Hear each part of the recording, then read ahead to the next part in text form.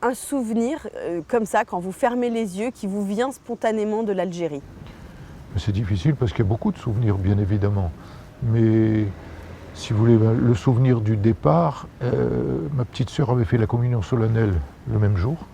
Et mon père, on ne le savait pas bien évidemment, il faisait l'objet d'un arrêté d'expulsion d'Algérie de la part du gouvernement français en France. Et ma maman avait préparé les valises et un camion de garde mobile est venu nous chercher à 22 heures. Et j'ai demandé à mon père, moi j'avais 14 ans, j'ai dit mais où on va? Il m'a dit on part en vacances. Voilà, ça c'est le dernier souvenir. Et la matinée qui avait précédé, c'était la communion solennelle de ma sœur à Notre-Dame d'Afrique. Depuis quand votre famille était installée en Algérie? Alors c'est 1840, et donc le premier baldo est arrivé de Alcoy. C'est une petite ville dans la montagne qui est à 40 km de Valencia, en Espagne, et il est venu comme ouvrier agricole. Voilà. Puis ensuite, il a eu 8 garçons. Donc il y en a 6 qui sont restés vivants, 2 qui sont morts, et qui ont fait souche, bien évidemment, en Algérie. Donc une famille qui est restée sur Blida, à faire de l'agriculture, une petite exploitation agricole. Et si bien d'ailleurs que moi j'ai des copains qui me disent mais tu es les baldos de Blida? Alors je dis non, moi je suis les baldos de Bellecour. Parce que l'autre partie est partie à Bellecour. Et à Bellecour, il faisait le métier, quoi. Mon grand-père au départ était tonnelier, vous voyez. Est-ce que vous pouvez me dire la profession de vos parents et dans quel milieu social vous avez grandi? C'est simple, ma maman, elle était donc espagnole, et elle avait fait une formation de secrétaire. Mais quand Pétain est arrivé, les professions administratives étaient interdites aux étrangers. Et donc elle a fait couturière. Bon, et couturière de base. Et mon père, qui n'avait pas de diplôme, donc il avait travaillé chez Brossette, qui était une entreprise où il faisait de la manutention avant la guerre. Puis la guerre 39-45, il s'est retrouvé au 3e régiment de tirailleurs algérien avec toutes les campagnes, la Tunisie, l'Italie, Monte Cassino, libération de Rome, débarquement de Provence, remontée jusqu'à la libération de Strasbourg, puis Schwarzwald, Forêt-Noire, en Allemagne, et on les a arrêtés donc en fin avril 1945 à Tübingen. Chose d'ailleurs intéressante, Tübingen est la ville jumelle d'Aix-en-Provence. Voilà. Bon. Et quand il est revenu de la guerre, il n'y avait pas de boulot, et c'était le moment où on construisait les administrations, là encore, et il y avait un concours ouvert aux licenciés en droit et aux anciens combattants. Comme il était ancien combattant, il a présenté le concours et il a été reçu à la base de la fonction publique. Voilà. Et donc ensuite, il est rentré directement à l'Assemblée algérienne comme petit fonctionnaire et il a continué dans la fonction publique. Et moi, j'ai toujours été élevé dans les milieux populaires d'Alger, Bellecour. Quand on dit à Bellecour, on a résumé. Comment était l'école? Est-ce qu'il y avait un brassage culturel? Alors Bellecour, c'était Bellecour, c'est-à-dire un brassage complet de tout ce qu'on peut imaginer de petites gens, comme ça. Voilà. Pour vous donner une idée, ma grand-mère habitait une espèce de petite maison où elle avait le petit appartement où elle avait, avec mon grand-père, élevé ses 2 fils, mon oncle et mon père. Les voisins immédiats, c'était la famille Boubeker. Pareil, les mêmes. Il y avait une espèce de terrasse qui servait à distribuer, et sur la terrasse il y avait un petit appartement, c'est la famille Ponce. Il y en a la moitié qui parlait espagnol, l'autre moitié, c'était pas cool. Bon, et tout ça c'était des petites gens. Comme on dit maintenant, c'était des petites gens à l'époque. Bon. Et nous on était au 27 rue de Lyon. La rue de Lyon c'était la grande rue de Bellecour, on va dire ça comme ça, au 27, champ de manœuvre, ça s'appelait. Et ma grand-mère, très fière, elle disait en parlant de mon père Édouard, il est sorti de Bellecour. On était juste à la limite. Voilà. Donc moi j'étais à l'école Chazot, qui était en face de la maison. Et à l'école Chazot, ça a été d'ailleurs assez impressionnant parce qu'à un moment donné, dans les petites classes, il y avait autant de, on dit maintenant de musulmans, bon, d'accord. que du reste, si vous voulez. Mais à un moment donné, hop, le nombre de musulmans a diminué, pour une raison que j'ai comprise évidemment bien après. Et les parents venaient voir le directeur de l'école en disant « je ne peux pas parce que vous comprenez, on a des problèmes, etc. » Les types étaient menacés. S'ils envoyaient leurs enfants, ouvrez les guillemets, à l'école française, fermez les guillemets, voilà. Bon. Et dans ce quartier, il y a eu plein de choses. Moi, j'étais au Courmoyen 2e année, donc en face de la maison. Il y a un type qui... comment dirais-je, je pars de la maison à 8h, on rentrait à 8h30. Et il y a un type qui jette une grenade chez le boulanger, qui était donc de l'autre côté de la rue. L'école faisait un petit pâté, comme un pâté de maison, et de l'autre côté de la rue, boum, il jette une grenade. Bon, et puis il sort et il se met à courir chez le boulanger. Donc bon. Il y avait une patrouille de police, de militaires qui commence à lui tirer dessus, et le gars il remonte la rue en même temps que moi. Moi j'étais sur le trottoir, lui il courait. Je rentre dans l'école, et là il a été tué, il a pris des balles, et il est tombé comme d'ici le banc là, devant la porte de l'école. Un petit peu le niveau. Bon, ça c'est les souvenirs durs. Dans la rue qui longeait là, vous aviez l'église Saint-Bonaventure, tiens. À 80 mètres, même pas, de l'église, vous aviez une espèce de petit bâtiment, comme un bâtiment à usage commercial, si vous voulez. Et puis, à côté du bâtiment, il y avait les groupes laïcs, c'est un stade. Alors le jeudi, avec mon copain Lagdar, qui était mon voisin, bon, on allait à 8h30 du matin. Et après, on nous avait mis ça l'après-midi. On allait au Koteb. Alors le Koteb, c'était pas le Koteb comme maintenant, hein. C'était le petit bâtiment. Il y avait un vieux monsieur avec son chèche, et puis les gamins, on était devant, que des garçons, pas des filles. Et il commençait Bismillah ar-Rahman ar-Rahim. Et on répétait Bismillah ar-Rahman ar-Rahim. Allah ilallah Muhammad Rasulallah. Et on répétait Allah ilallah Muhammad Rasulallah. Allahu Akbar, Allahu Akbar. Je pourrais continuer longtemps comme ça. Bon. Et ça durait 3/4 d'heure. Il avait une espèce de grande règle, et quand un gosse discutait avec un autre, il lui tapait sur la tête. C'était comme ça, voilà. Et après, quand c'était fini, on allait au catéchisme. Et avec mon copain Lagdar, on s'est croisés il y a 4 ans, et puis il n'est plus là. Il y a 4 ans, il m'a récité « Confiteor Deo omnipotenti, beate Marie, Saint-Père Virginie, beato, etc. » Et des fois, le dimanche, il venait à la messe.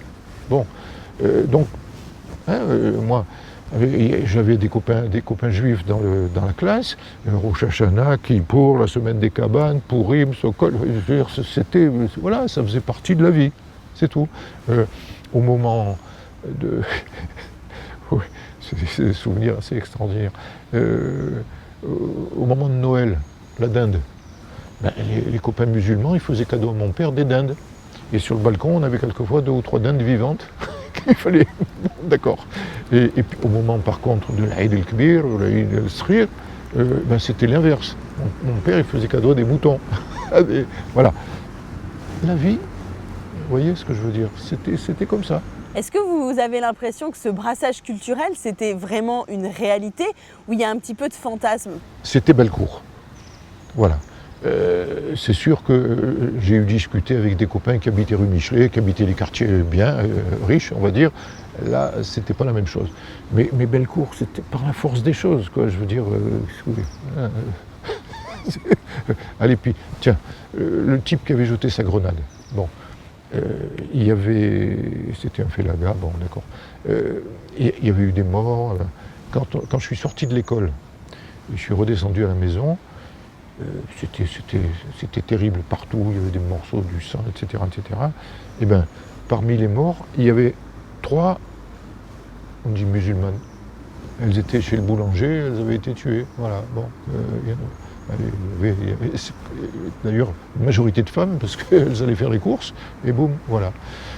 Et au moment où j'allais prendre le passage clouté, on disait à l'époque, j'ai dit qu'est-ce que c'est ça? Et il y avait le trottoir, et en bas du trottoir, j'ai regardé, c'était une main de femme qui avait été arrachée par la grenade qui était tombée. Voilà. Bon. Vous comprenez quand même voilà, l'indépendance. Albert Camus disait les idéologies ne servent qu'à des nomenclaturas à s'approprier le pouvoir. Nous en avons les démonstrations un peu partout dans le monde. Dans le monde. En Algérie, alors vous allez me faire faire une étude, une réflexion historique, mais il y avait une originalité, il y avait une population particulière. Il y avait des hommes qui, toutes origines confondues, avaient combattu 14-18, 39-45, pour vous donner une idée. Mon père parlait, comme disait mon grand-père, il lui disait « tu parles l'arabe comme une mosquée ». Bon, d'accord. Moi, quand je suis rentré au lycée, en 6e, j'ai fait de l'anglais, la deuxième langue, arabe. J'ai passé mon bac en arabe. Et en France, avec les autres diplômes, j'ai fait droit à Sciences Po, une licence de langue, 3 langues, arabe, allemand, anglais. D'accord ? Voilà. Donc, voilà. Quand on venait en France en vacances, quelquefois, les Français disaient, vous, les Algériens, on était les Algériens, comme les Provençaux, comme les Alsaciens, comme... bon, d'accord. Et après, il y a des contextes historiques qui font que les grands empires, l'empire américain et l'empire russe, soviétique à l'époque, mais enfin l'empire russe, il fallait absolument qu'ils se débarrassent de l'empire britannique et de l'empire français. Surtout que l'empire français, la famille Kennedy, qui était les gros actionnaires des eaux standards, ils s'étaient aperçus qu'on avait trouvé du pétrole en Algérie. Alors, bon, hein, donc John Kennedy, l'indépendance de l'Algérie, il fallait absolument.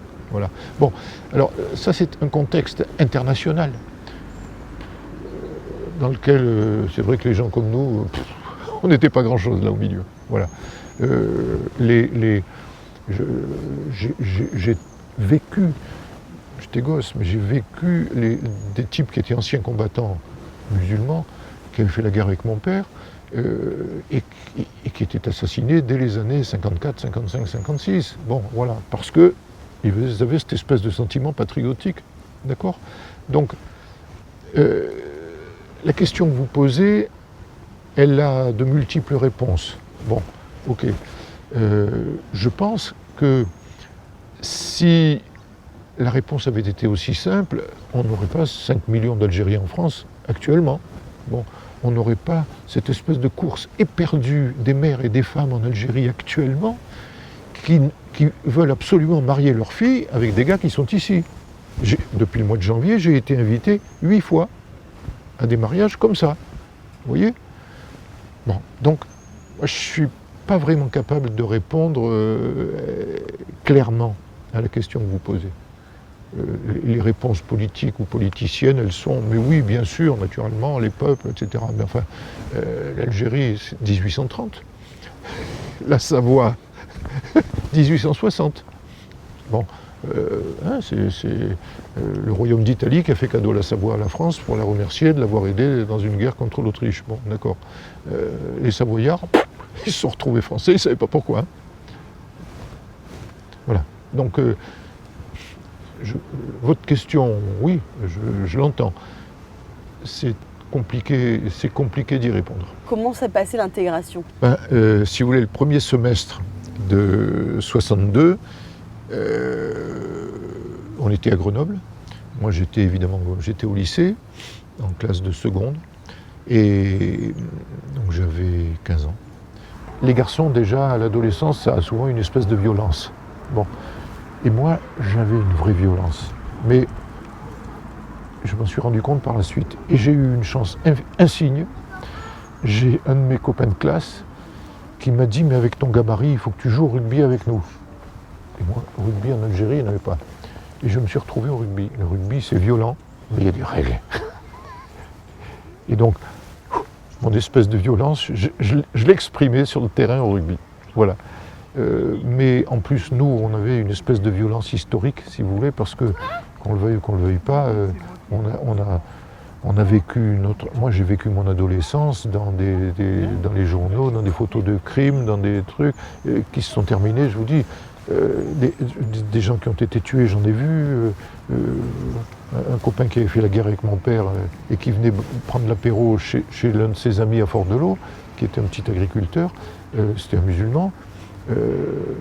Il n'était pas arrivé à midi, Et mes parents, enfin, un exemple, hein, mais là j'étais tout jeune, là je devais avoir 8 ans. Et j'étais avec mon copain Gilles, qui est le fils de la famille chez qui on devait casser la croûte. Ils me disent, va voir, parce qu'il doit être dans les champs là-bas. Bon, alors avec Gilles, on va dans les champs, et on a vu. Et on est arrivé, et Gilles me dit, regarde ça, il dort. Gilles avait le même âge que moi. Et on s'est approché, oui le pauvre, il dormait. Il était assis par terre comme ça, la tête comme ça, et là, il y avait plein de sang. Et on voyait sa veste avec, à la boutonnière, le petit ruban de la croix de guerre. Il avait été égorgé. Voilà. Bon. Donc, si vous voulez, je pense que cette espèce de violence, elle accentuée, bien sûr, elle a été accentuée par cette ambiance, ces spectacles, etc. Et encore, je vous disais que moi, mes parents, leur douleur, ils ne nous l'ont jamais mise devant comme ça. Alors que j'ai des copains qui ont entendu leurs parents pleurer, etc. Et qui me l'ont raconté. Après donc 61 ans en France, c'est où chez vous? Chez moi. Voilà, c'est ici.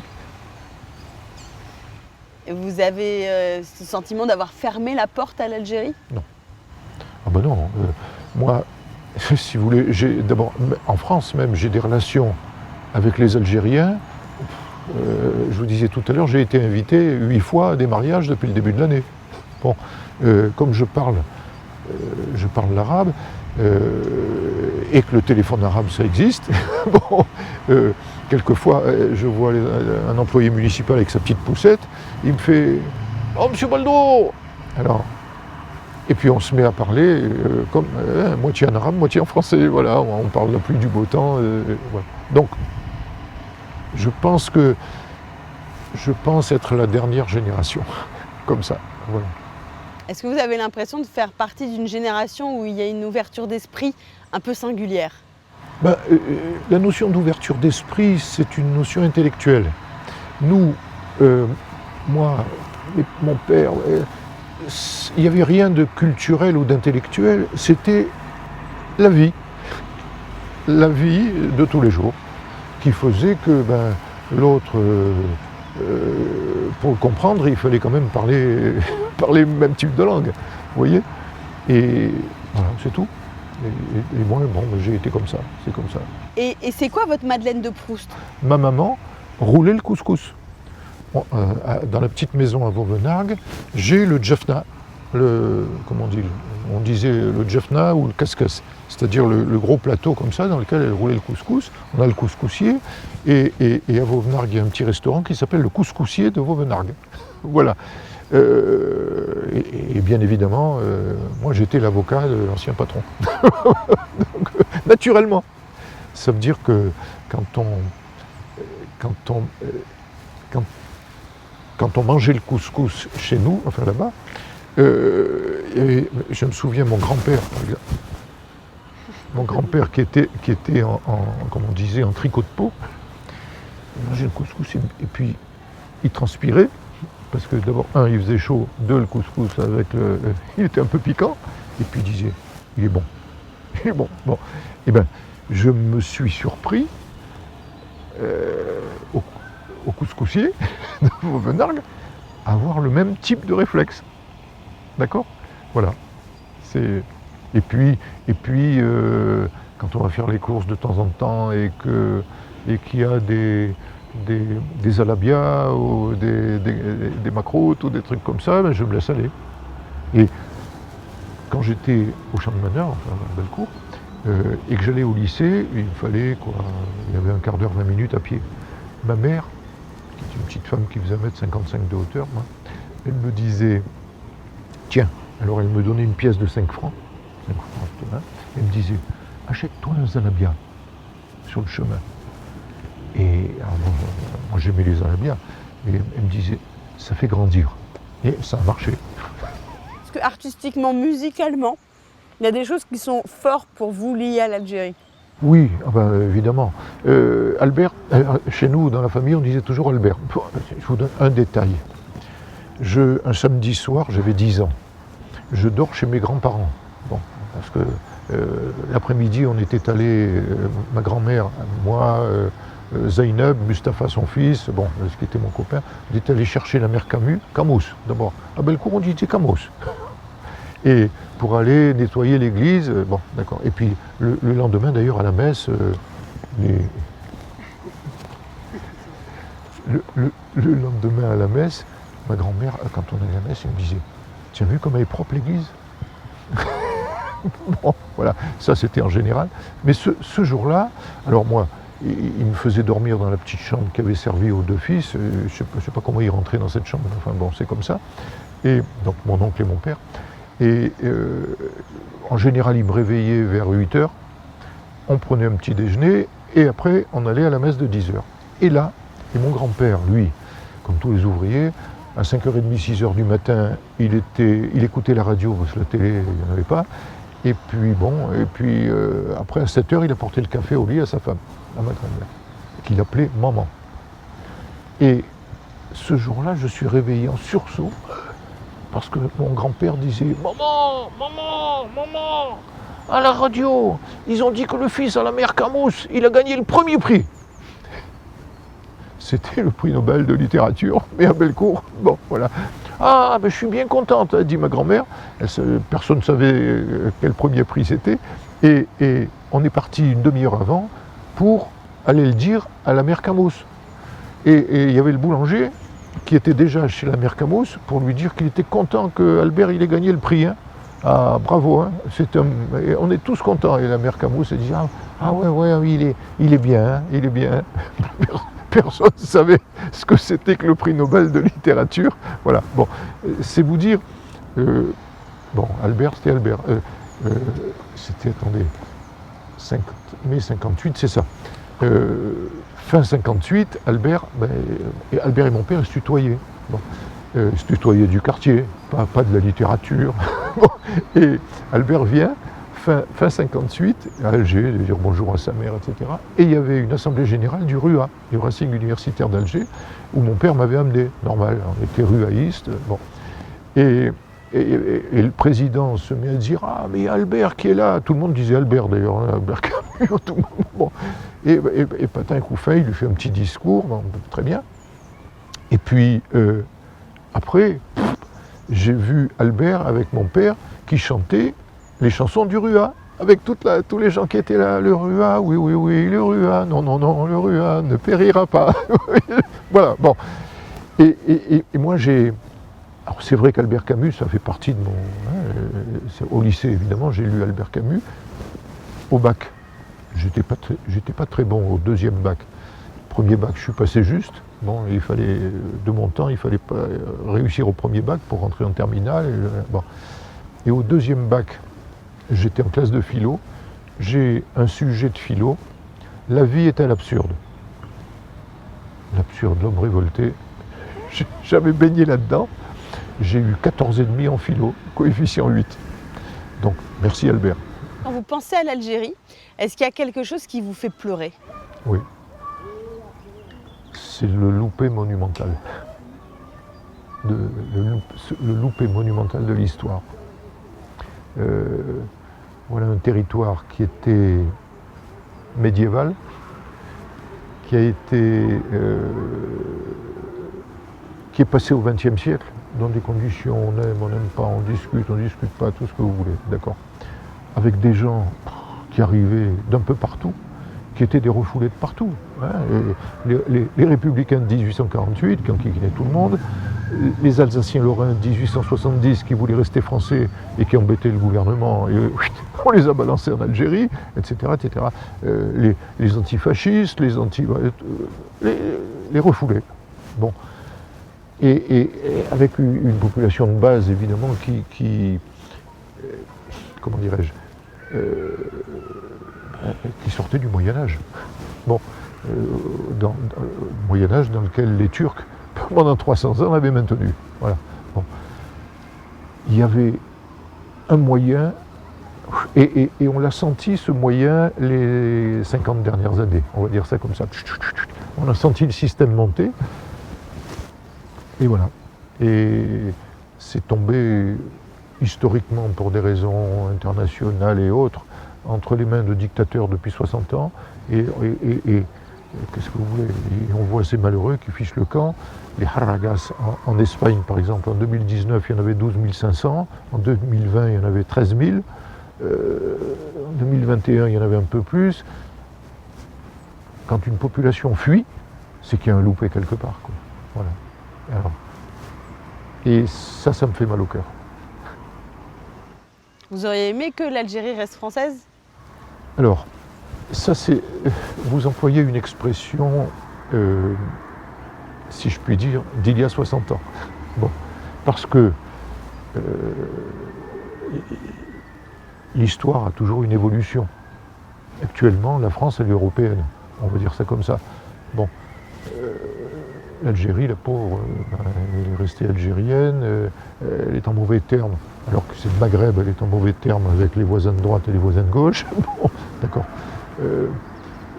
Mais je pense que si l'histoire avait été différente, ces régions-là, elles auraient été différentes. J'en parlais, tiens, avec un copain algérien, il y a quelque temps, et il me disait, parce qu'on était tous les deux, bon, algériens d'Algérie d'ailleurs, il était venu dire bonjour à la famille, à sa famille qui est toute ici.